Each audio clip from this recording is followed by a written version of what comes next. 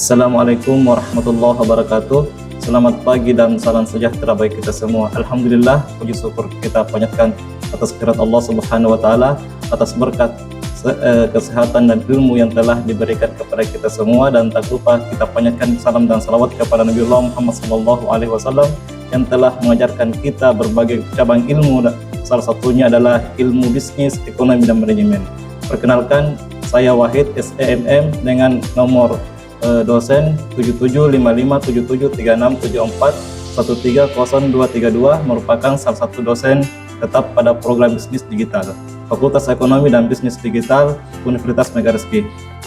Pada kesempatan ini saya akan menyampaikan deskripsi mata kuliah yang telah saya approve, yaitu mata kuliah Strategic Leadership, kode mata kuliah PW22 FDL 313330 dengan bobot 3 SKS pada semester 3 atau ganjil.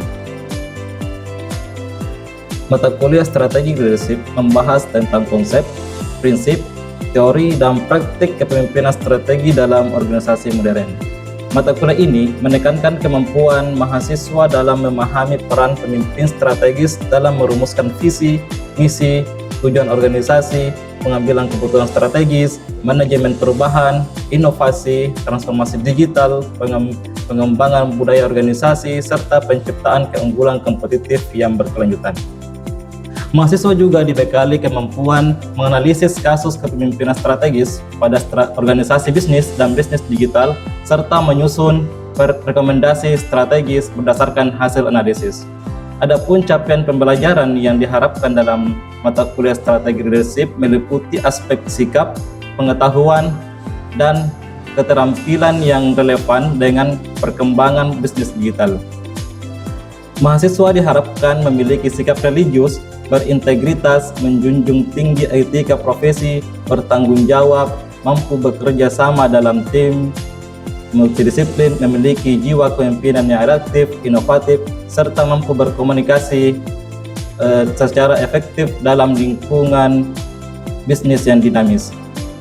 Selain itu, mahasiswa diharapkan mampu menguasai konsep, teori, dan praktek kepemimpinan strategi dalam organisasi berbasis digital, menganalisis lingkungan internal dan eksternal organisasi menggunakan pendekatan strategis, merumuskan, mengimplementasikan, dan mengevaluasi strategi kepemimpinan yang berorientasi pada transformasi digital, inovasi, dan keunggulan kompetitif, serta mampu memanfaatkan teknologi digital dan data sebagai dasar pengambilan keputusan yang efektif. Pada akhir perkuliahan, mahasiswa diharapkan mampu menyelesaikan berbagai permasalahan kepemimpinan dalam organisasi dan bisnis digital secara kritis, analitis, sistematis, kolaboratif, dan berkelanjutan dengan mempertimbangkan aspek tata kelola berkelanjutan serta pengembangan teknologi yang terus berubah. Selanjutnya, materi pembelajaran dalam mata kuliah ini mencakup capaian pembelajaran lulusan program studi. Yang pertama, bertakwa kepada Tuhan Yang Maha Esa dan mampu menunjukkan sikap religius. 2. Bekerja sama dan memiliki kepekaan sosial serta kepedulian terhadap masyarakat dan lingkungan.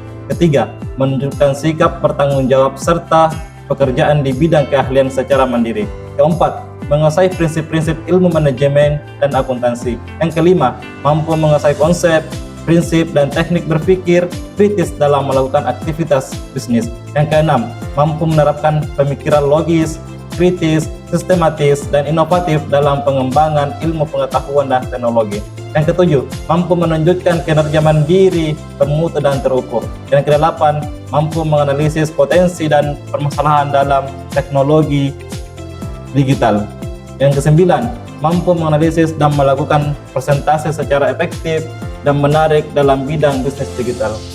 Selain itu, terdapat aspek capaian pembelajaran yang dikembangkan pada mata kuliah. 1.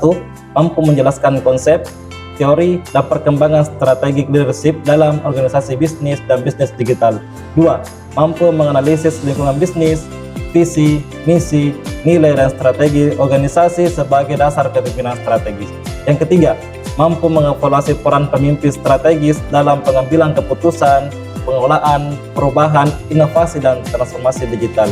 4. mampu merancang strategi kepemimpinan untuk meningkatkan keunggulan kompetitif organisasi secara berkelanjutan. Yang kelima, mampu menyajikan hasil analisis dan rekomendasi kepemimpinan strategis melalui laporan dan presentasi profesional. Selanjutnya, kemampuan akhir tiap tahapan belajar diharapkan menjelaskan kontrak kuliah dan ruang lingkup strategi leadership. 2. Menjelaskan konsep dasar kepemimpinan dan kepemimpinan strategi. Yang ketiga, membedakan teori-teori kepemimpinan klasik dan modern. Yang keempat, menganalisis karakteristik pemimpin strategi yang efektif. Yang kelima, menganalisis visi, misi, dan nilai organisasi dalam perspektif kepemimpinan strategi. Yang keenam, menganalisis lingkungan internal dan eksternal organisasi. 7. Mengevaluasi proses pengambilan keputusan strategis. 8. Menganalisis peran kepemimpinan dalam inovasi dan transformasi digital. 9. Menganalisis kepemimpinan perubahan. Yang ke-10, mengevaluasi kepemimpinan etis dan tata kelola organisasi. Yang ke-11, merancang strategi pengembangan sumber daya manusia berbasis kepemimpinan strategis. Yang ke-12, menganalisis kepemimpinan dalam membangun budaya organisasi unggul. 13. Merancang model kepemimpinan strategi untuk organisasi bisnis digital. Dan ke-14 itu menyusun dan mempresentasikan studi kasus strategi leadership. Selain itu, terdapat bahan kajian materi pembelajaran strategi leadership diantaranya 1. Kontrak kuliah dan pengantar strategi leadership. 2. Konsep dasar kepemimpinan dan kepemimpinan strategis. 3. Teori-teori kepemimpinan klasik dan kontemporer. Keempat, karakteristik dan kompetensi kepemimpinan strategi. 5. Visi, misi, nilai dan tujuan organisasi. 6. Analisis lingkungan internal dan eksternal organisasi. 7. Pengambilan keputusan strategis. 8. Kepemimpinan dalam inovasi dan transformasi digital. 9. Change leadership dan manajemen perubahan. 10. Kepemimpinan etis dan tata kelola organisasi. 11. Pengembangan SDM berbasis kepemimpinan strategis. 12. Budaya organisasi dan kepemimpinan. 13. Strategi leadership dalam bisnis digital. Dan 14 itu analisis dan presentasi studi kasus kepemimpinan strategi. Dalam pelaksanaan proses pembelajaran, saya mengawali perkuliahan dengan kegiatan orientasi dan pengenalan sebagai upaya membangun hubungan akademik yang positif antara dosen dan mahasiswa. Kegiatan ini bertujuan menciptakan suasana belajar yang kondusif, terbuka, dan kolaboratif sehingga terjalin komunikasi yang efektif, saling menghargai, serta mendorong partisipasi aktif mahasiswa dalam setiap tahapan pembelajaran. Dengan terciptanya lingkungan belajar yang nyaman dan inklusif, mahasiswa diharapkan lebih termotivasi untuk berdiskusi, berkolaborasi, dan mengembangkan kemampuan berpikir kritis dalam capaian pembelajaran mata kuliah. Selanjutnya, proses pembelajaran dilaksanakan melalui 3 komponen utama, yaitu DAW, Delivery, Interaction, dan Assessment. Pada tahap delivery, materi pembelajaran disampaikan secara sistematis melalui kombinasi metode ceramah interaktif, studi kasus, pembelajaran berbasis proyek, serta pemanfaatan berbagai media dan teknologi pembelajaran digital yang mendukung pemahaman konsep secara komprehensif. Tahapan interaction mewujudkan melalui diskusi kelompok, tanya jawab, presentasi, refleksi, serta berbagai aktivitas kolaboratif yang mendorong partisipasi aktif mahasiswa, kemampuan berpikir kritis, komunikasi, dan pemecahan masalah. Sementara itu, tahap asesmen dilaksanakan secara berkelanjutan melalui asesmen formatif dan sumatif yang mencakup penilaian terhadap keaktifan, tugas individu maupun kelompok, presentasi studi kasus, proyek, serta evaluasi pembelajaran untuk mengukur ketercapaian pembelajaran mata kuliah sekaligus memberikan umpan balik sebagai dasar perbaikan proses belajar secara berkesinambungan. Adapun sistem penilaian dalam mata kuliah strategi leadership dirancang secara komprehensif untuk mengukur ketercapaian pembelajaran yang mencakup aspek sikap, pengetahuan, dan keterampilan. Penilaian aspek pengetahuan dilaksanakan melalui kuis, tugas individu, tugas kelompok, analisis studi kasus, presentasi, serta ujian tengah semester atau UTS dan ujian akhir semester atau UAS guna mengukur penguasaan konsep kemampuan analisis, dan pemecahan masalah dalam bidang kepemimpinan strategi. Penilaian aspek keterampilan dilakukan melalui evaluasi terhadap kemampuan mahasiswa dalam menyusun solusi strategi, bekerja secara kolaboratif, berkomunikasi secara efektif, serta mengaplikasikan konsep kepemimpinan dalam penyelesaian kasus dan proyek yang relevan dengan bisnis digital. Sementara itu, penilaian aspek sikap dilakukan secara berkelanjutan melalui observasi terhadap kedisiplinan, tanggung jawab, integritas akademik, etika, kehadiran, partisipasi aktif dalam diskusi, kemampuan bekerja sama, serta komitmen mahasiswa selama mengikuti proses pembelajaran. Seluruh proses penilaian dilaksanakan secara objektif, transparan, dan berkesinambungan sebagai bentuk evaluasi terhadap pencapaian kompetensi mahasiswa sekaligus sebagai dasar pemberian umpan balik untuk meningkatkan kualitas pembelajaran. Selain itu, pada awal perkuliahan disampaikan kontrak perkuliahan yang memuat berbagai ketentuan sebagai pedoman pelaksanaan pembelajaran. Ketentuan tersebut mencakup batas toleransi keterlambatan, kehadiran, etika berpakaian, tata krama dan etika berkomunikasi di lingkungan akademik, mekanisme pengumpulan tugas, serta berbagai aturan lain yang mendukung terciptanya proses pembelajaran yang tertib, disiplin, profesional, dan kondusif. Penerapan kontrak perkuliahan ini bertujuan untuk membangun budaya akademik yang berintegritas, meningkatkan tanggung jawab mahasiswa, serta menciptakan lingkungan belajar yang saling menghargai dan berorientasi pada capaian pembelajaran mata kuliah. Adapun referensi yang digunakan dalam mata kuliah strategi leadership terdiri atas referensi utama dan referensi pendukung yang relevan dengan perkembangan ilmu pengetahuan, praktik kepemimpinan strategis, serta dinamika transformasi digital. Referensi utama meliputi buku-buku Muktahir yang membahas manajemen strategi, teori dan praktik kepemimpinan strategi, serta kebijakan bisnis, antara lain karya Ireland, Heath, dan Hoskinson tahun 2023, Norhaus 2022, Heath, Ireland, dan Hoskinson 2024, Duff 2023, serta Willen, Hanger, Hoffman, dan Bafrom 2022. Sementara itu, referensi pendukung mencakup literatur mengenai perilaku organisasi, kepemimpinan dalam organisasi, manajemen perubahan, transformasi digital, dan inovasi teknologi yang ditulis oleh Robbins dan Jutke 2023, Yul 2020, Kotler 2019, Bridgeflown dan McPhee 2018, serta Skilling 2023. Selain menggunakan buku teks, proses pembelajaran juga didukung oleh artikel ilmiah terkini yang terindeksas Scopus dan Sinta dalam 5 tahun terakhir, khususnya yang membahas strategi leadership, digital leadership, inovasi leadership, dan transformasi leadership, serta topik-topik terkait transformasi digital, tata kelola, organisasi, dan inovasi bisnis. Pemanfaatan referensi yang muktahir dan bereputasi bertujuan untuk memastikan mahasiswa memperoleh wawasan teoritis dan empiris yang komprehensif, sekaligus mampu mengaitkan konsep kepemimpinan strategi dalam tantangan dan praktik bisnis digital yang berkembang secara global.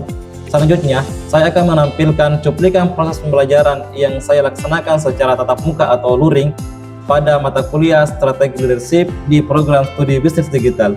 Cuplikan ini menggambarkan implementasi strategi pembelajaran yang berpusat pada mahasiswa, student center dan learning, pemanfaatan metode pembelajaran yang interaktif, serta penerapan asesmen yang mendukung pencapaian pembelajaran mata kuliah. Selamat menyaksikan.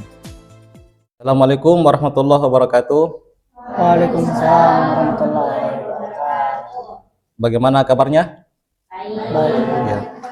Sebelum kita masuk di materi kepemimpinan etis dan tata kelola organisasi di pertemuan 10 ini, alangkah baiknya kita berdoa dulu ya. Ya, doa dimulai.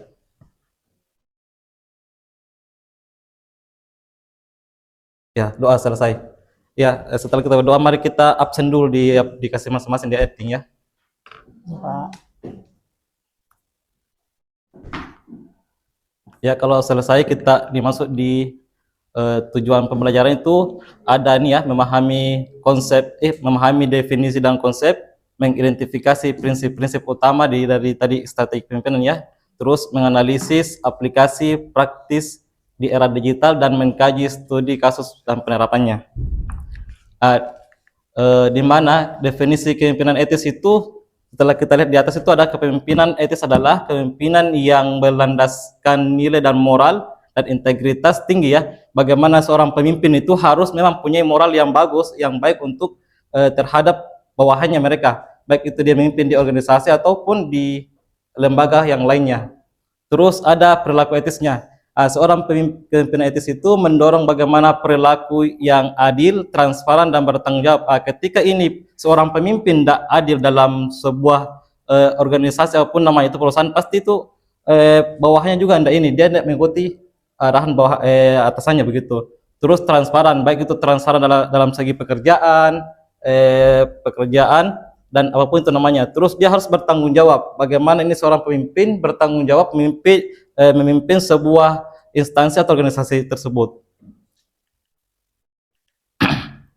Di sini ada juga definisi tata kelola organisasi, ada dua ya. Saya ambil di sini ada sistem pengelolaan, di mana tata kelola organisasi adalah sistem yang dalam proses yang dijadikan atau digunakan untuk mengelola dan mengarahkan organisasi guna mencapai tujuan yang telah ditetapkan. Terus yang kedua itu ada pengawasan akuntabilitas ya, bagaimana kita melibatkan atau seorang pemimpin itu melibatkan mekanisme pengawasan ya terhadap akuntabilitas dan transparansi yang menjaga kepercayaan seluruh stakeholder. Bagaimana ini sebuah pemimpin kalau kita seorang pemimpin itu dia mau menjalin hubungan kerjasama dengan yang perusahaan yang lain, itu dia harus membangun kepercayaan kepada stakeholder yang lainnya untuk bagaimana organisasi tersebut bisa jalan ke depan yang bagus gitu. Lanjut, bagaimana kepemimpinan etis itu penting ya. Di sini ada 4 ya. Ada membangun budaya organisasi sehat, minimalisasikan risiko korupsi, meningkatkan reputasi dan kepercayaan publik, dan mendukung pengambilan keputusan yang adil. Di mana membangun budaya organisasi yang sehat itu contohnya itu bagaimana seorang pemimpin memberikan arahan-arahan yang positif dan memberikan berkelanjutan dan mendorong kolaborasi komitmen seluruh anggota organisasi, baik itu dia membangun dari kan di organisasi itu atau perusahaan itu mempunyai bagian-bagian ya, ada bagian keuangan, bagian SDM, itu mereka harus membangun kolaborasi yang bagus. Terus yang minimalisasikan risiko korupsi. Nah, di sini kita butuh transparan seorang pemimpin ya, untuk bagaimana dia mengelola dana yang bagus supaya sebuah dana atau yang dikelola oleh organisasi tersebut bisa terhindar dari risiko korupsi. Lanjut kita masuk di prinsip-prinsip kepemimpinan etis. Nah, kepemimpinan etis dibangun atas nilai-nilai inti yang membentuk karakter pemimpin dan budaya organisasi yang sehat, adil, dan berkelanjutan. Sini yang punya 4 ya, saya mengambil sini 4 ini bagian. Itu ada integritas ya, keterbukaan dan kejujuran dalam tindakan, baik dia tindakan dalam sebuah mengambil keputusan dan lain sebagainya. Terus ada keadilan, bagaimana seorang pemimpin itu perlakuan adil terhadap semua pihak, jangan hanya pihak A yang disuka dan B yang tidak, itu tidak boleh gitu ya seorang pemimpin. Terus ada tanggung jawab, bagaimana pemimpin bertanggung jawab atas konsekuensi keputusannya. Sebelum seorang pemimpin itu mengetuk palu atau apapun namanya itu, dia harus menerima konsekuensinya dari keputusan tersebut. Terus ada empati ya, bagaimana memahami dan menghargai perspektif orang lain. Sampai sini ada pertanyaan, Dek? Saya Pak. Ya. Coba sebut nama, Dek. Perkenalkan, nama saya Rian Ahmad Fauzan. Terima kasih sebelumnya. Pertanyaan saya di sini, apa manfaat penerapan kepemimpinan etis, Pak?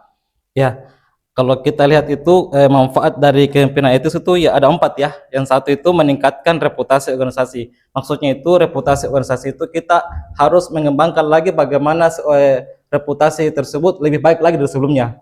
Terus yang kedua itu menumbuhkan budaya kerja yang positif. Bagaimana ini seorang pemimpin itu membagikan tips-tips atau peningkatan SDM kepada bawahannya. Terus Yang ketiga itu mengurangi konflik. Nah, bagaimana ini seorang pemimpin itu harus ini pandai melihat konflik di bawahannya. Entah itu si A dia tidak cocok dengan si B, dia harus masuk jadi penenggang untuk mencarikan solusi.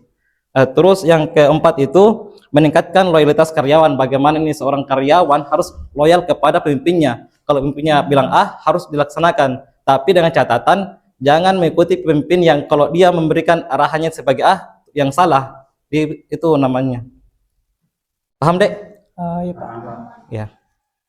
Oke, kita lanjut lagi, Dek. Di slide berikutnya itu ada peran pemimpin dan stakeholder dalam tata kelola ya. Di mana tata kelola yang efektif itu membutuhkan peran aktif dari kepemimpinan dan seluruh pemangku kepentingan. Di mana nih seorang pemimpin itu memang harus berperan aktif ya di organisasi ataupun perusahaan yang lainnya. Di sini saya punya 4 ya. Ada pemimpin. Bagaimana menetapkan visi dan budaya etis. Kalau kita seorang pemimpin atau ada nanti jadi seorang pemimpin itu harus menetapkan visi bagaimana kedepannya ini perusahaan atau organisasi tersebut. Terus yang kedua itu ada stakeholder ya, pemegang saham, karyawan, pelanggan dan masyarakat. Ini stakeholder itu baik dari karyawan ataupun lain semacamnya itu ya. Terus ada lagi mekanisme komunikasi dan pelaporan yang efektif. Bagaimana kita seorang pemimpin itu atau berkomunikasi dengan bawahannya untuk menyampaikan bagaimana laporannya dari beberapa bulan yang lalu begitu. Terus ada keseimbangan kekuasaan dan penguasa organisasi. Kita masuk di keseimbangan dan kekuasaan penguasa organisasi ya. Bagaimana kita atau seorang pemimpin itu bagaimana dia menyeimbangkan antara kekuasaan dan penguasaan organisasi tersebut dengan yang lebih baik. Terus masuk di tata kelola dan era digital. Di sini ada 5 ya. Ada pemanfaatan big data untuk keputusan lebih baik. Terus yang kedua itu ada pengelolaan risiko cyber dan keamanan informasi. Terus yang keempat itu integrasi AI dalam tata kelola dan dampaknya. Terus ada kebijakan responsif dan adaptif. Nah, sini kita masuk di pengambilan keputusan etis. Di sini ada 4 ya. Kalau ini identifikasi masalah dan pemangku kepentingan. Terus yang kedua itu ada evaluasi konsekuensi dari berbagai alternatif. Yang ketiga itu konsultasi dengan kode etik dan prinsip organisasi. Terus yang terakhir itu ada transparansi dalam komunikasi keputusan. Dan terakhir itu menerapkan tata kelola yang efektif. Seorang pemimpin itu harus mempunyai 4 ya. Ini dalam menerapkan tata kelola yang efektif. Terus yang pertama itu menetapkan kebijakan dan prosedur yang jelas. Bagaimana seorang pemimpin itu atau apakah namanya itu kepemimpin, dia harus menetapkan kebijakan yang yang prosedur yang jelas. Kalau kita seorang pemimpin itu harus memberikan kebijakan yang jelas kepada bawahannya ya untuk ini bisa diikuti. Terus yang kedua itu melakukan pelatihan etika dan kepemimpinan. Nah, di sini lebih penting ini. Kenapa saya katakan penting ini melakukan pelatihan etika dan kepemimpinan itu karena SDM sebuah perusahaan itu harus baik ya untuk kita tingkatkan ke depan. Itu harus melakukan pelatihan. Terus yang ketiga itu menggunakan teknologi untuk monitoring dan bagaimana seorang pemimpin itu harus membawa kepada atau menjelaskan kepada bawahannya itu bagaimana kita seorang pemimpin itu teknologi itu dimanfaatkan dengan bagus ya. Terus yang terakhir itu ada evaluasi dan perbaikan yang berkelanjutan. Sampai sini paham, Dek? Sudah mengerti? Mengerti, Pak. Ya, kalau itu saya akan bertanya kepada adik-adik ya. Mengapa pemimpin harus menjadi role model? Ada yang bisa? Oke, bisa sebutkan namanya, Dek? Baik, sebelumnya terima kasih untuk kesempatannya. Perkenalkan, nama saya Nur Laili.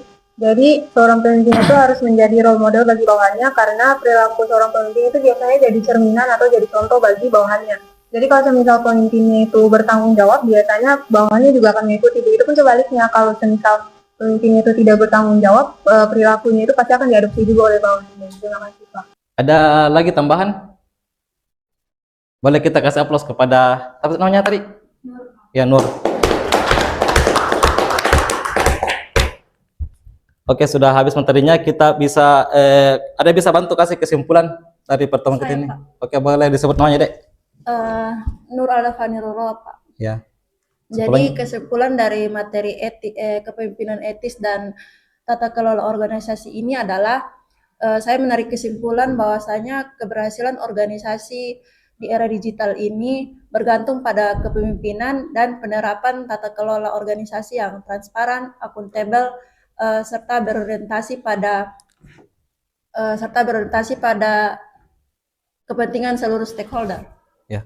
Oke, itu kesimpulan dari bantu temannya Allah ya. Ya, Pak. Kalau gitu materi kita sudah habis. Saya akhiri. Wassalamualaikum warahmatullahi wabarakatuh. Waalaikumsalam warahmatullahi wabarakatuh. Ya, sama-sama. Demikian pemaparan pembelajaran mata kuliah strategi leadership yang dapat saya sampaikan dalam unjuk karya PDD UKTPT Serdos Smart 2006.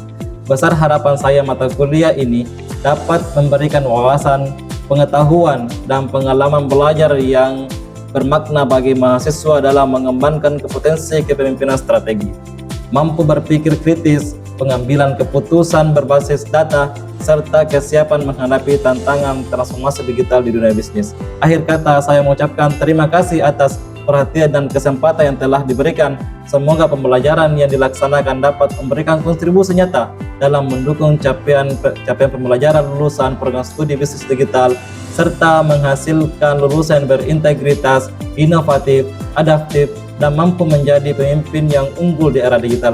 Fastabiqul khairat. Assalamualaikum warahmatullahi wabarakatuh.